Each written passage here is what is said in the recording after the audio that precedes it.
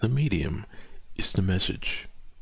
In a culture like ours, long accustomed to splitting and dividing all things as a means of control, it's sometimes a bit of a shock to be reminded that, in operational and practical fact, the medium is the message. This is merely to say that the personal and social consequences of any medium, that is, any extension of ourselves, result from the new scale that is introduced into our affairs by each extension of ourselves or by any new technology. Thus, by automation, for example, new patterns of human association tend to eliminate jobs. It is true, as a negative result. Positively, automation creates roles for people, that is which to say, depth of involvement in their work and human association that our preceding mechanical technology had destroyed.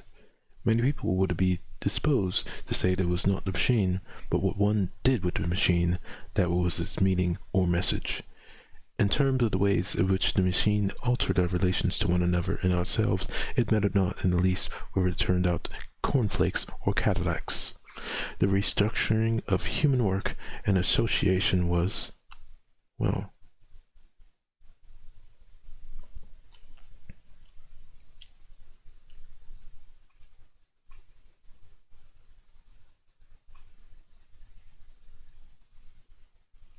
it looks like I'm gonna have to do that over again. Or cut it. The restructuring of human work and association was shaped by the technique of fragmentation as the essence of machine technology. The essence of automation technology is the opposite. It is integral and decentrous in depth, just as the machine was fragmentary, centralist, and superficial in its patterning of human relationships. The instance of the electric light may prove illuminating in this connection. The electric light is pure information. It is a medium without a message, as it were, unless it is used to spell out some verbal ad or name. Its fact, characteristic of all media, means that the content of any medium is always another medium. The content of writing is speech, just as the written word is the content of print, and print is the content of the telegraph. If it's asked what is the content of speech, it is necessary to say it is the accidental process of thought which is in itself nonverbal. An abstract painting represents generic manifestation of creative thought processes as they might appear in computer designs. What we're considering here, however, are the psychic and social consequences of designs or patterns to which they amplify or accelerate existing processes. For the message of any medium or technology, it's a change of scale or pace or pattern that it introduces into human affairs.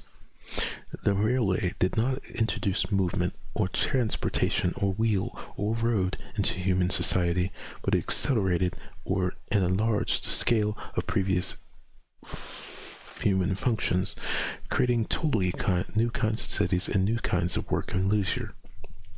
This happened whether the railway functioned in a tropical or northern environment, and is quite independent of the freight or content of the railway medium. The airplane, on the other hand, by accelerating the rate of transportation, tends to dissolve the railway form of city, politics, and association, quite independently of what the airplane is used for. Let us return to the electric light. When light is being used for brain surgery or night basketball is a matter of indifference. It can be argued that these activities are some way the content of the electric light, since it could not exist without the electric light. This fact merely underlines the point that the medium is the message, because it is the medium that shapes and controls the scale of human association and action. The content or uses of such media are as adverse as they are ineffectual of shaping the form of human association. Indeed, it is only too typical that the content of any medium binds us to the character of the medium. It is only today that such industries have become aware of the various kinds of business in which they have engaged.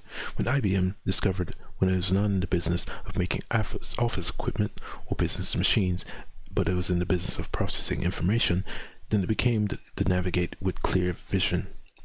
The The General Electric Company makes a considerable portion of its profits from electric light bulbs and lighting systems. It is not yet discovered that, quite as much as AT&T, it is in the business of moving information. The electric light escapes attention as a communication medium just because it has no content. And this makes it an invaluable instance of how people fail to study media at all. It is not till the electric light is used to spell out some brand name that is noticed as a medium. And it is not the light, but the content, or it really is another medium, that is noticed. The message of the electric light is like the lectures of electric power in industry, totally radical, pervasive, and decentralized. For the electric light and pattern are separate from their uses, yet they eliminate time and space factors in human association exactly as do radio, telegraph, telephone, and TV, creating involvement in depth. A fairly complete handbook for studying the extensions of man could be made up from the selections of Shakespeare. Some might quibble about whether he is referring to TV in his familiar lines from Romeo and Juliet. What soft, what light through yonder window breaks. It speaks, yet it says nothing. In Othello, which, as much as King Lear is concerned with the torment of people transformed by illusions, these are lines that bespeak Shakespeare's intuition of the transforming powers of new media. Is there not charms by which the property of youth and maidhood may be abused? Have you not read Roderigo of such thing?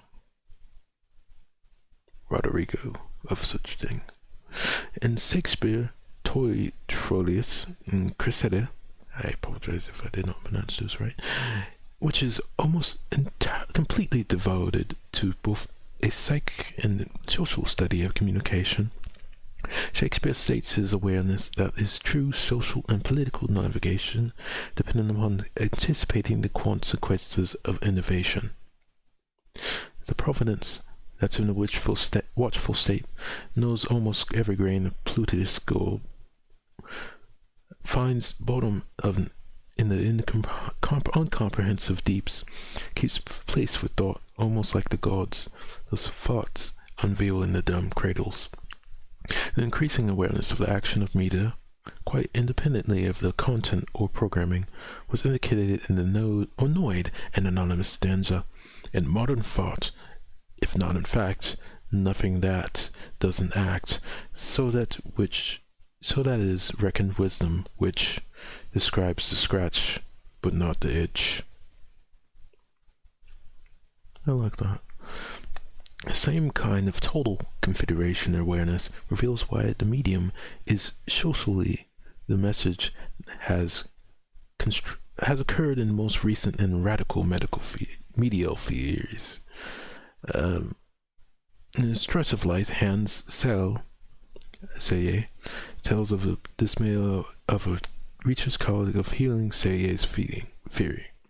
When he saw me thus launched on another enraptured description of what I discovered in animals, treated me with this or that impure, toxic material, he looked at me desperately in sad eyes and said in novice despair, "You say, you try to realize what you're doing before it's too late.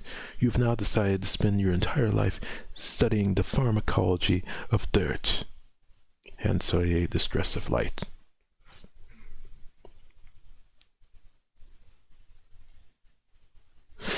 Selye deals with the total environmental situation in a stress failure disease. So does the latest approach to media study considered with not only content but the medium and the cultural measures of which the particular medium operates. The older unawareness of the psychic and social effects of media can be illustrated for almost any of the conventional pronouncements. In accepting the honorary degree from the University of Notre Dame a few years ago, General David Sarnoff made this statement: "We are too prone to make technological instruments the scapegoats of the sins of those who wield them. The products of mind science are not in themselves good or bad. is the way that you use that determines their value. As I say, the verse of the current somnambulism. Oh my gosh, this the word for sleepwalking. Sorry. Suppose we were to say, apple pie in itself, neither good or bad, is the way that it's used that determines its value. Or the smallpox value in itself is neither good or bad, it is the way that it's used that determines its value. Again, fires and arms in themselves are never good or bad, it's the way that you use it determines the value. And if the slugs reach the right people, firearms are good.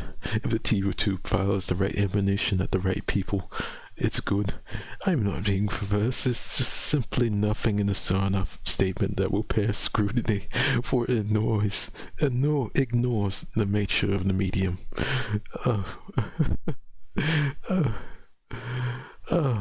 That's hilarious, and I am going to stop there because I'm just trying not to laugh.